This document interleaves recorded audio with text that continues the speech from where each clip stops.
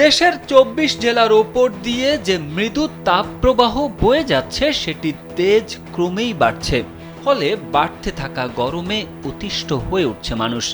দিন দিন গরমের মাত্রা যে বাড়ছে, তাপমাত্রার রেকর্ডও সে কথাই বলছে। কারণ শুক্রবার দেশের সর্বোচ্চ তাপমাত্রা রেকর্ড করা হয়েছে রাজশাহীতে ৩৯ ডিগ্রি সেলসিয়াস। তবে আসার কথা হচ্ছে এরই মধ্যে দুই বিভাগে অস্থায়ীভাবে দমকা হাওয়া সহ বৃষ্টি বা বজ্র সহ বৃষ্টির পূর্বাভাস দিয়েছে আবহাওয়া অধিদপ্তর। শুক্রবার সকাল ৯টা থেকে পরবর্তী ২৪ ঘন্টার পূর্বাভাসে বলা হয়েছে ময়মনসিংহ ও সিলেট বিভাগের দু এক জায়গায় অস্থায়ীভাবে দমকা হাওয়া সহ বিদ্যুৎ চমকানো বৃষ্টি বজ্র সহ বৃষ্টি হতে পারে।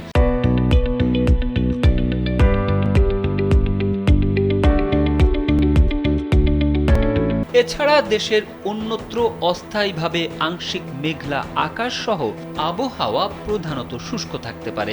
রাজশাহী বিভাগ সহ টাঙ্গাইল, মানিকগঞ্জ, দিনাজপুর, নীলফামারী, যশোর ও চুয়াডাঙ্গা জেলাসমূহের ওপর দিয়ে মৃদু থেকে মাঝারি ধরনের তাপপ্রবাহ বয়ে যেতে পারে এবং তা অব্যাহত থাকতে পারে। সারা দেশে দিন এবং রাতের তাপমাত্রা প্রায় অপরিবর্তিত থাকতে পারে।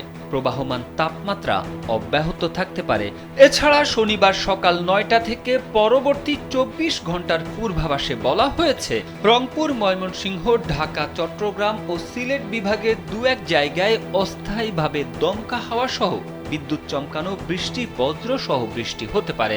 এছাড়া দেশের অন্যত্র অস্থায়ীভাবে আংশিক মেঘলা আকাশ সহ আবহাওয়া প্রধানত শুষ্ক থাকতে পারে। সারা দেশে দিন এবং রাতের তাপমাত্রা প্রায় অপরিবর্তিত থাকতে পারে।